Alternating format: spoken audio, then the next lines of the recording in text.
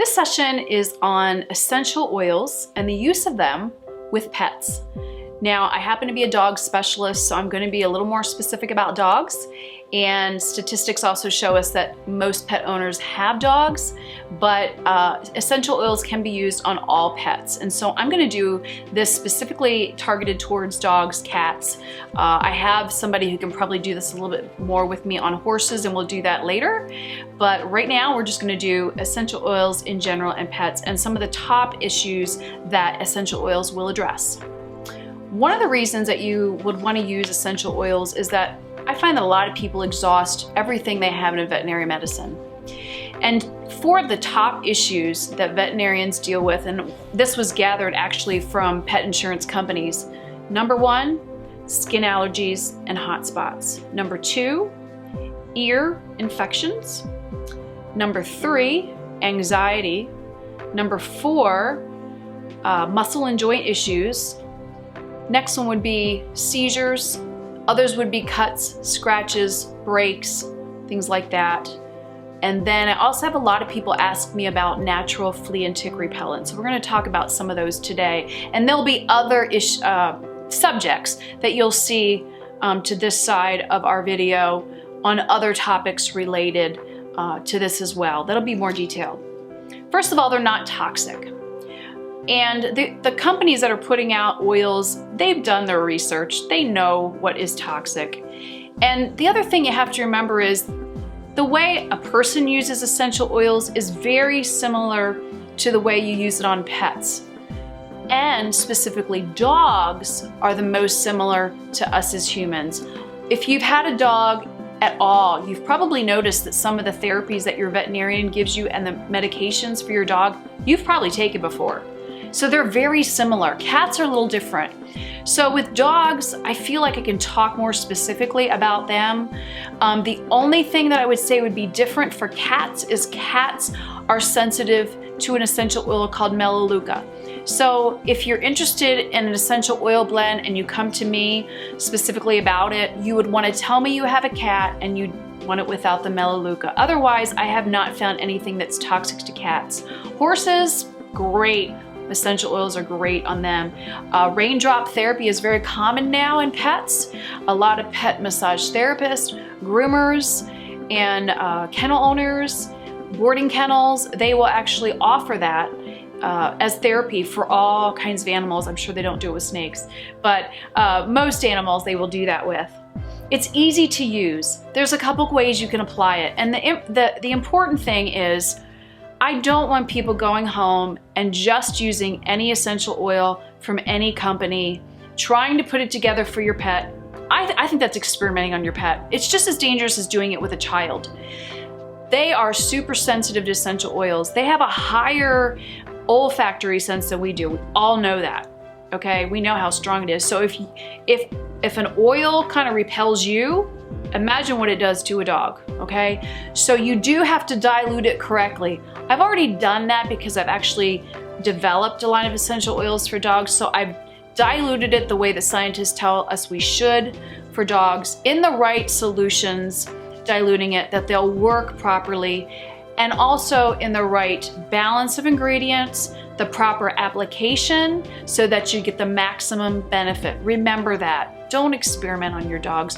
Don't use any oil. The oils that I use are 100% organic, grade A, therapeutic, medicinal quality. This is not just aromatherapy. When I first became acquainted with essential oils, I thought it was just aromatherapy, and I thought I could burn it in my oil burner just to smell good in the house. And that's not what they're for. They're also for using, actually that goes right into the bloodstream, through the skin, through the hair, through the coat of a dog. An essential oil will wick down the coat if you apply it to a dog and into the skin. And actually essential oils go into the skin within 26 seconds. So they actually work really, really fast. They're great for home remedies, cuts, scrapes. And again, we don't want to put chemicals on our dogs, just like we don't want to put chemicals in our bodies. So the essential oils that I use do not have any chemicals put on them as they're growing. The companies oversee the process of when the seed goes in the ground until it's delivered to your door. It is cell active, meaning the molecules in an essential oil are smaller than the human cell. But I do want to put a disclaimer here. Anything that I say on this video, anything on my website is not intended to diagnose, prescribe at all. It is just information that we're giving you.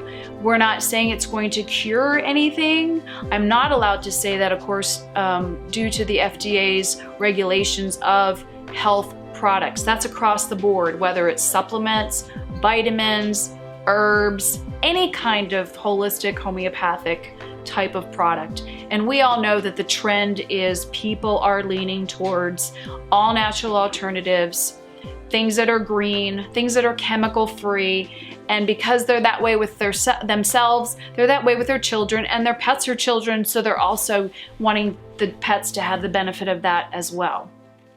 Are there any safety concerns? Like I said, with the cats is the only thing I know of. You want to make sure that a professional has experience in essential oils like myself in applying them right, mixing them right, diluting them right, is producing the product that you're using. You can offer the dog the oil just to smell out of your hands. I had a situation, and I think that the video is still up.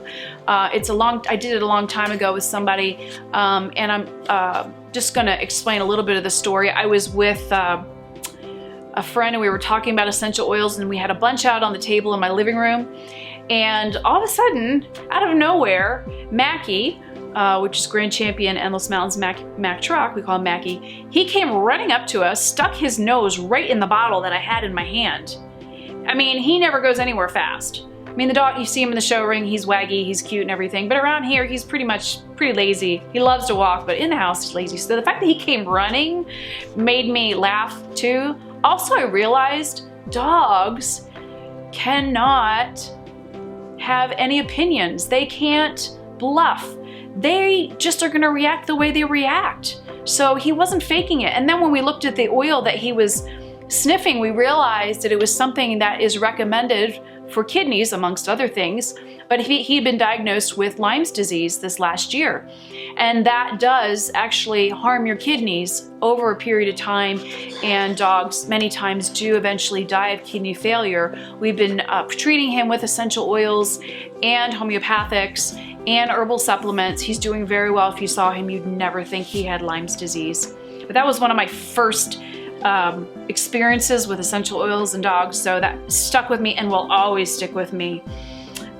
You can put it on your palm of your hand, like I mentioned, just like I had the oil in my hand, but you can put it on your hands and actually allow the dog to sniff it. Some people will put it on the collar. I do recommend, some people ask me, and I say get a piece of moleskin, cut it to the width of your dog's collar, then with the sticky side, put it inside the collar, right under the dog's nose, so that they're inhaling that. The diffusing part that you will do with essential oils is going on with that.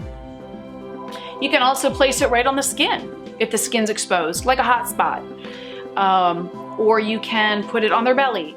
You can put it on the pads of their feet. I'm gonna put also a picture up of the VitaFlex points on the dog's pads of their feet, just like we have them on our hands as people and on our feet. And all the nerves that go to that area is incredible when you see that. And that's why a lot of times we apply essential oils to the palms of our hands and the soles of our feet. You can diffuse it for dogs in a diffuser, an essential oils diffuser. It's a little different than a humidifier. It does add moisture to the air, but just a very small amount. And you can diffuse that, and the particles go right into the dog's body and begin that healing process. You can place it in their food. If your dog has GI issues, gas, bloating, there are some very safe essential oils for that as well. But as I said, one of the hottest topics with veterinarians, and the hottest topic that I get, and the highest sales volume of products on the market, and my essential oil blends specifically, is the hotspot allergy formula. This is really bothersome to people with dogs. Sometimes they'll lick at an area, scratch at an area, they make it raw, maybe it starts bleeding, and then a veterinarian really only has the option of using steroids and antibiotics, perhaps a cone, which is really humiliating for a dog and just hard to see them have to wear that. But actually, when you're dealing with essential oils, you're going to the root cause. You're also dealing with essential oils that are, and there's many different causes for skin allergies: parasitic, bacterial, viral. Essential oils actually address all those at once. So my people will email me and call me and say they see an improvement with skin allergies. Actually, upon the first application, most commonly I hear we saw 90% difference in just 2 days, 100% difference in a week. And then people just use it once a week as a preventative. Same with, and let me just show you how to use that. If you're using our hotspot allergy formula, what you want to do is you want to spray the entire coat. So, just make sure you cover the whole coat of the dog, avoiding the eyes and the genitals.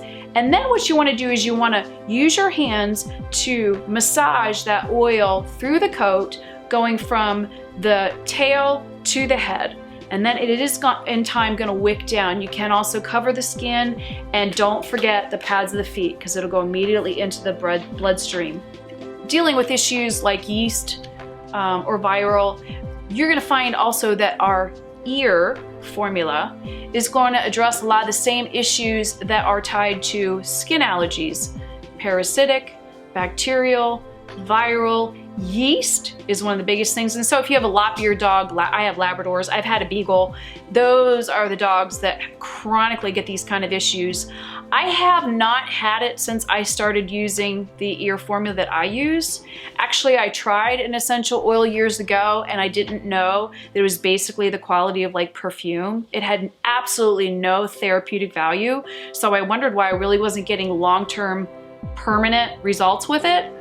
Once I used the formula that I just formulated 12 weeks ago as of this date, on my dogs that had chronic ear issues, which is one particular in my house, I have not seen anything. I have not had to even clean her ears.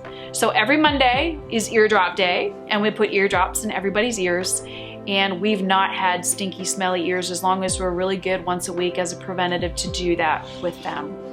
So when you apply that, we actually use a dropper. You do not want to use the dropper to put the product right down the ear canal. Your dog will actually go crazy, shake its head. I've seen a dog shake its head so bad when it got something dripped into the ear canal that it actually rattled something up here, caused a neurological or almost a seizure type response, and he fell. His whole back end just collapsed.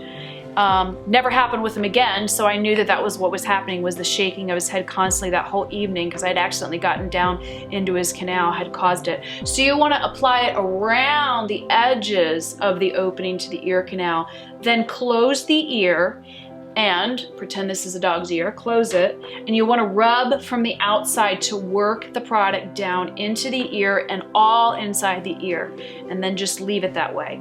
It's good if you can clean the ear before you do that, so the product can really get right to the skin inside the ear canal. So I take a baby wipe, alcohol-free if you can, and I take a large one, twist it down gently, gently into the ear canal. You never want to stick something in, or God forbid, use a Q-tip or something. It can be really sensitive in the ear. I've touched my dog's ears when they really had gotten bad and I wasn't treating them right, and they would yipe or whine. So you want to be really gentle when you do that, in cleaning that out before adding the product.